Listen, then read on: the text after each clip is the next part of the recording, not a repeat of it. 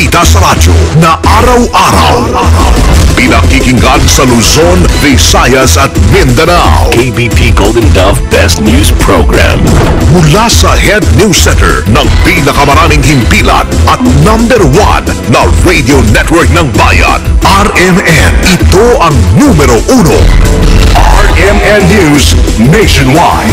RMN News Nationwide. Kasama ang KBP Golden Dove Best Newscaster, Weng de la Peña, at ang maasahang broadcaster, Buddy Oberas. RMN News Nationwide. RMN News Nationwide. Headlines. Ngayong umaga sa RMN News Nationwide. Mga posibleng exit points. Sakaling kailangan ng ilikas yung mga Pinoy sa Egypt, tinukoy na ng DFA. Mga Pinoy na apektado ng freeze hiring sa Taiwan, pinayuhan na mag-apply sa ibang bansa. Ilang bayan sa Palawan na naisailalim sa state of calamity dahil sa mataas na kaso ng dengue. 2 araw na number coding sa Metro Manila isinusulong para maibsan ang masikip na daloy ng trapiko. 5 p.m. na hapon hanggang 8 p.m. ng gabi. Yun lamang peak hours. So in effect po, halos kalahating milyong sasakyan ang mawawala sa ganung oras. Nabalitang negosyo, produksyon ng mga pabrika sa bansa patuloy sa paglakas. Balita sa Bayong Dagat, 40 tao patay na naman sa landslide sa China. RMN News Nationwide. Ikaw ba ay tutungo ng Cagayan de Oro? For the best hotel accommodation, stay at the VIP Hotel because you are a VIP. Ang pinakamalaking mga balita, abot sa bawat Pilipino, saan man sa bansa. RMN News Nationwide. Buenos Dias, Pilipinas. Umaga ng Huwebes ngayon, July 11, 2013.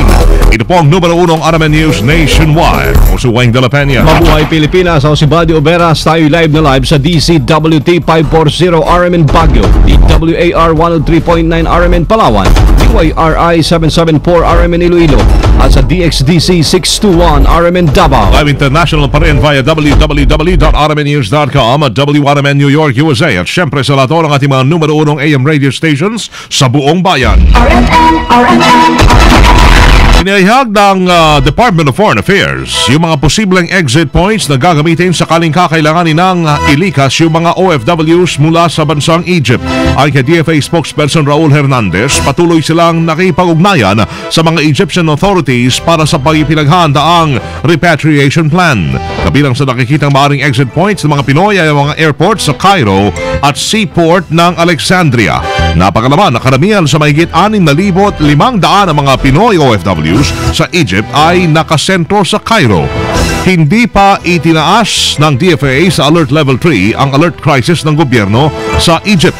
Sa pinakahuling report ng Philippine Embassy sa Cairo, nanatili namang ligtas yung mga kababayan natin doon at wala namang naiulat na nadamay sa nangyayaring kaguluhan. Inirekomenda na ng gobyerno na subukan na mag-apply sa iba pang bansa ng mga apektadong overseas Filipino workers sa Pinoy pre-hiring sa Taiwan. Yan ay kaugnay sa ipinataw ng Taiwan sa Pilipinas kasunod ng pagkakapatay ng tauhan ng Philippine Coast Guard sa isang mangisdang Taiwanese sa Balintang Channel noong Mayo. Ang payo ni Presidential Spokesperson Edwin Lacerda sa mga OFWs, maaari nilang bisitahin ang website ng gobyerno, partikular na raw ang POEA, para maghanap ng alternatibong trabaho sa ibang bansa. Nabatid na umabot na sa 10,000 OFWs ang hindi na nakapag-renew, habang 6,000 naman ang hindi na inisyuhan ng working visa sa Taiwan. Sa ngayon na hindi pa naglalabas ng findings sa balintang incident ang pamahalaan dahil hindi pa napag-aaralan ng Pangulong Noynoy Aquino. RMN Nationwide Report. Mabaho tayo ng Palawan. Ilang bayan sa Palawan isinilalim sa state of calamity dahil sa mataas na kaso ng dengue doon. Kasama natin sa Balita Live mula doon si Pedi Sabando ng RMN Palawan. RMN Report. Isinailalim na ngayon sa state of calamity ang munisipyo ng Taytay at ilang pang mga munisipyo na apektado ng dengue outbreak sa bahaging norte dito sa lalawigan ng Palawan. Pinagtibay ito matapos na aprubahan sa una at huling pagbasa ng panukalang resolusyon ni 1st District Board Member Leoncio Ola na nagbigay ng kapangyarihan kay Palawan Governor si Chavez Alvarez na ilagay ang buong munisipyo at mga apektadong lugar sa state of calamity ngayon. Batay sa tala ng Provincial Health Office sa kabuhang mahigit 1,000 kaso ng dengue na naitala sa buong lalawigan Enero hanggang Hulyo ngayong taon ay malaking bilang nito ay mula naman sa bayan ng Taytay. Samantala bagamat sa inihahing resolusyon ni Board Member Ola ay nakatuon lamang ito sa Taytay, Palawan. Sa huli ay nagdesisyon ang kapulungan amyandahan ito at isama sa resolusyon ang ilang pang-apektadong lugar dito sa lalawigan. Apektado din kasi ang mataas na kaso ng dengue ang mga bayan ng El Nido, bayan ng Rojas, Dumaran at bayan naman ng San Vicente. Kasama mo sa RMN Palawan, Pwede sa Mando. Amen. Mga kasama, sinusulong ngayon ni MMDA Chairman Francis Tolentino ang expanded number coding scheme sa Metro Manila upang maibsan na matinding pagbibigat pa rin sa trapiko. Sa panukala ni Tolentino, nais niyang maging 4 na numero na ang sakop ng number coding kada araw mula sa dating 2 numero. Halimbawa, tuwing Lunes, ang mga plaka nagtatapos sa 1, 2, 3 at 4 ang sakop ng number coding. 5, 6, 7 at 8 naman kapag Martes, habang 9, 0, 1 at 2 kung Miyerkules. Sa interview ng RMN kay Tolentino, inaasang 40% ng mga sakyan sa Kamaynilaan ang mababawas kung may patutupad ang bagong number coding. Sa kasalukuyang sistema, anay nasa 20% lamang kasi ang nababawas sa mga kalsada. Maaari naman anay ang sa EDSA lamang ipatupad ang bagong number coding depende sa magiging resulta ng pag-aaral ng Metro Manila Council at konsultasyon na rin sa publiko. Kung ipatutupad po itong expanded number coding, ang tawag ko po dito, Road Space Rationing Program. Hindi po ito sa buong Metro Manila. Sa 23 kilometers lang pong EDSA. So kung ikaw ay 1, 2, 3, 4 ng Lunes, yung 3, 4, magagamit mo sa C5, magagamit mo sa Hemadi, magagamit mo sa Maynila. Hindi ka total ban. Pwede ka rin mag-cross ng EDSA. At yung plus 2 numbers na dagdag ay hindi po sa buong araw. So ay pag 7 a.m. ng umaga hanggang 10 a.m. ng umaga, rush hour sa umaga, at pag 5 p.m. ng hapon hanggang 8 p.m. ng gabi. Yun lamang peak hour. So in effect po, halos kalahating milyong sasakyan ang mawawala sa ganung oras.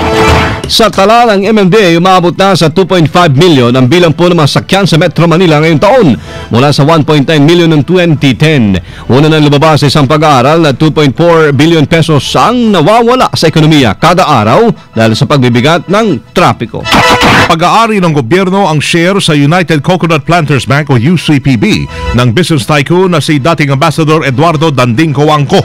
Ito ang ideklara ng Korte Suprema matapos na ibasura sa botong 14-0 ang motion for reconsideration na inihain ni Cojuangco. Sa summary report ng Public Information Office ng Supreme Court, tinukoy na walang bagong naipresentang argumento si Cojuangco sa kanyang motion. Nauna nang nagpalabas ng kautusan noong November 27, 2012 ang Korte Suprema kung saan pinagtibay nito ang desisyon ng Sandigan Bayan na nagsasabing hindi niya maaring aminin ang kanyang shares sa UCPB. Dahil yun ay kanyang nabili gamit ang pondo mula sa Coco Levy na isang public fund. Dahil dito itinuturing na public property ang shares ni Cojuangco sa nasabing bangko. Nakakuha si Cojuangco ng 7.22% na shares sa UCPB sa pamamagitan ng kasunduan na pinasok nito sa Philippine Coconut Authority noong May 25, 1975 na pinawalang bisa naman ng Sandigan Bayan at sinangayunan ng Korte Suprema. Samantala, 2014 proposed national budget go na kay Pinoy. Kasama natin sa balita, Deo de Guzman. RMN Report! Inihayag ng Palasyo ng Malacanang na inaprubahan na ni Pangulong Noynoy Aquino ang inilatag na budget ng kanyang gabinete para sa susunod na taon. Matatandaan kasi na kahapon ay nagkaroon ng budget presentation sa Malacanang kung saan pinag-usapan ang 2014 proposed national budget na nagkakahalaga umano ng 2.268 trillion pesos. Ayon kay Communications Group Secretary Ricky Carandang, nakatutok ang budget sa inclusive growth at pagpapalawig sa social protections, paggawa ng job opportunities sa pamamagitan ng pagpondo sa mga job-generating sectors tulad na lamang ng manufacturing, tourism, infrastructure at agriculture. Pero sinabi din ni Carandang na inaprubahan ng Pangulo ang budget pero kailangan pa rin itong ayusing mabuti upang matiyak na ang pera ng taong bayan ay mapupunta sa tama. Kasama mo sa Palasyo ng Malacanang, Deo de Guzman, Tatak, RMN. Ang pagtutol ni Pinoy sa Chacha, idinepensa ng 3 senador. Kasama natin sa balita, Grace Mariano. RMN Report. Tama lamang para kina Senators Francis Chis Escudero, Bam Aquino at TG Ginggona III ang desisyon ni Pangulong Noynoy Aquino na huwag suportahan ang pag-amyenda sa saligang batas na isinusulong ng mga kaalyado nito sa Kamara. Ayon kay Escudero, mas maraming trabaho na dapat unahin ng Kongreso kumpara sa pag-amyenda sa saligang batas. Para naman kay Senator Aquino, hindi kailangang baguhin ang saligang batas para mapaunlad ang ekonomiya ng Pilipinas. Git ni Aquino, stable at matatag na ang gobyerno at marami ng dayuhan ang nagnenegosyo sa bansa, kaya hindi na kailangang rebisahin pa ang mga economic provision ng konstitusyon. Para naman kay Ginggona, sa halip na tiyatsa ay mas mabuting resolbahin na lamang ang problema sa bansa na siyang dahilan ng pagdadalawang isip ng mga investors. Partikular na tinukoy ni Ginggona ang problema sa mataas na singil at kulang na supply ng kuryente, peace and order situation sa bansa, lalo na ang mga insidente ng kidnapping at korupsyon sa bansa. Dapat din anyang pag-ibayuhin ang serbisyo sa kalusugan at sektor ng edukasyon. Kasama mo sa Senado, Grace Mariano, Tatak RMN. Radyo mo nationwide. Ang Kamara ay kukumbinsihin lalo ang Pangulo para sa Chacha. Kasama natin sa balita live Kondibata. Tatak RMN Report. Magiging masigasig ang House leadership sa paniligaw sa Pangulong Aquino ngayong 16th Congress para makuha muli ang suporta nito sa charter change. Itong tiniyak ni House Speaker Sonny Belmonte at House Majority Leader Neftali Gonzales II na kukumbinsihin nila ng gusto ang Pangulo para maisulong sa Kamara ang amendments sa economic provisions. Para kay Belmonte, magiging competitive ang Pilipinas tulad ng ibang mga bansa sa Asia kung may tutulak ang Chacha. Sa kabila naman ng pagsuporta ni Gonzales sa Chacha, ay nangako naman ito na tututulan ng pag-amyenda sa anumang political provisions ng konstitusyon tulad ng pagtatanggal sa term limit ng mga politiko at pagbabago ng gobyerno. Kumpiyansa naman si Speaker Belmonte na magagawan pa ng paraan na mapahintulutan ng Chacha dahil mahabang usapan pa naman ito at hindi naman minamadali, bukod pa sa hindi rin naman magastos ang nasabing hakbang. Kasama mo mula sa Kamara, Conde Batak, Tatak RMN.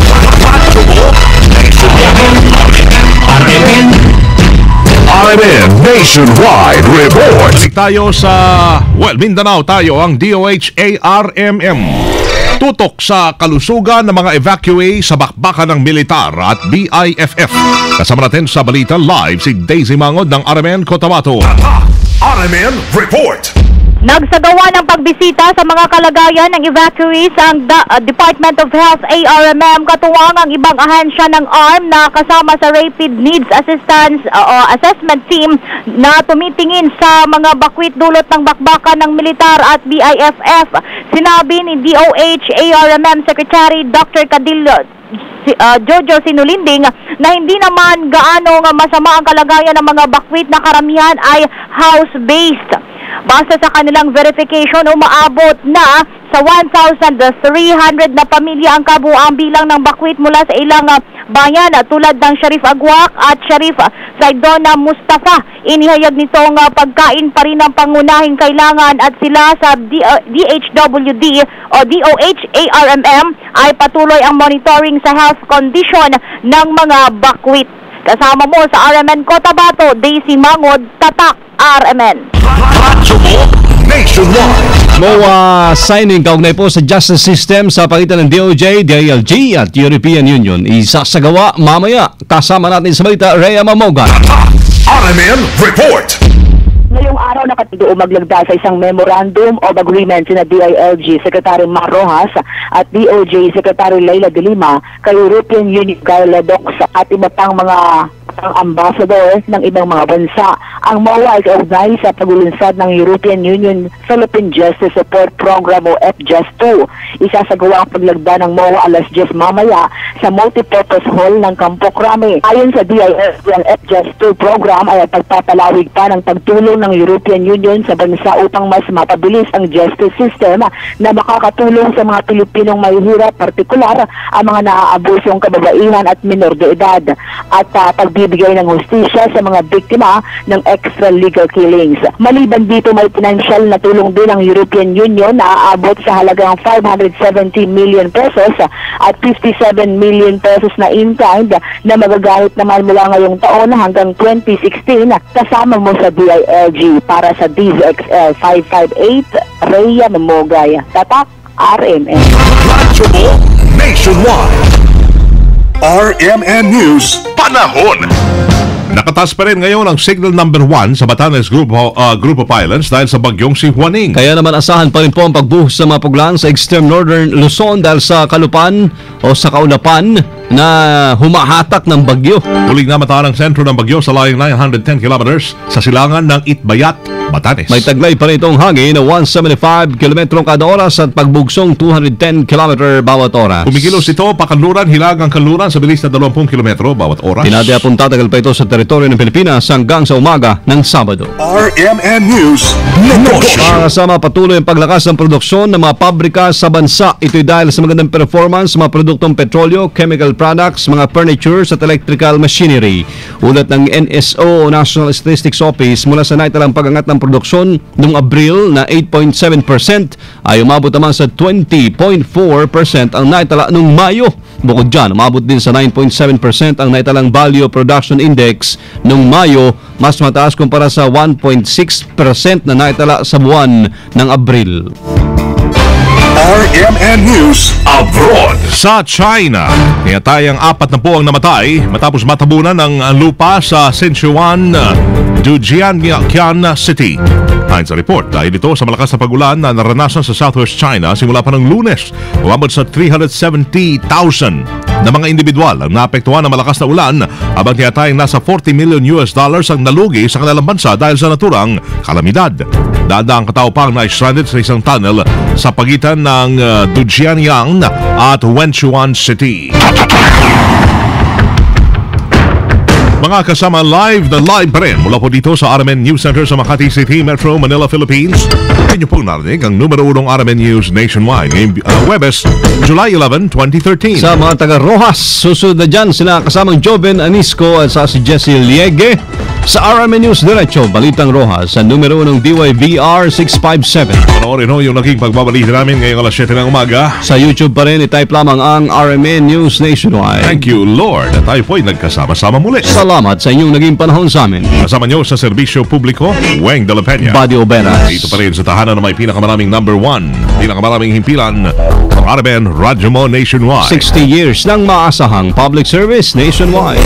Live via satellite. Live via satellite. RMN News Nationwide. Buong bansa. Isang boses ng balita. RMN News Nationwide. Oras natin, hatid ng PhilHealth ay tatak alas 7:17 ng umaga. Tatak RMN. Pabili!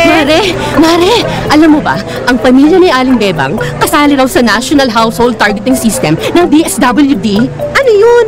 Ito yung talaan ng mga pinakamahihirap na pamilya na bibigyan ng PhilHealth coverage. Di ba mahirap din naman tayo tulad nila? Ba't di tayo kasali?